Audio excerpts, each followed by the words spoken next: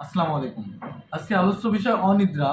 অনিদ্রার ফলে কিভাবে আমরা আমাদের লক্ষ্য থেকে পিছিয়ে পড়ি, তার কারণগুলো আজকে আলোচনা করব। নিদ্রা একটি স্বাভাবিক প্রক্রিয়া। একমাত্র অনিদ্রার ফলেই আমাদের শরীরে যত রকম বিশৃঙ্খলা তৈরি হয়ে থাকে।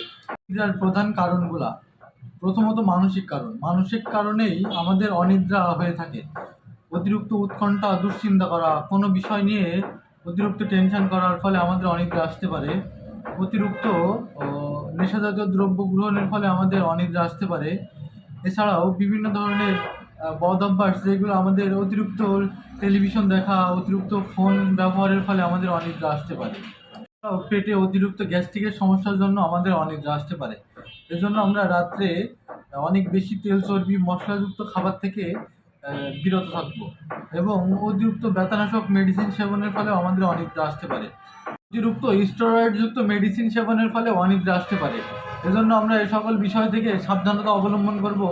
অবশ্যই আমরা অনিদ্রা থেকে মুক্তি লাভ করতে পারবো। আসসালামু আলাইকুম।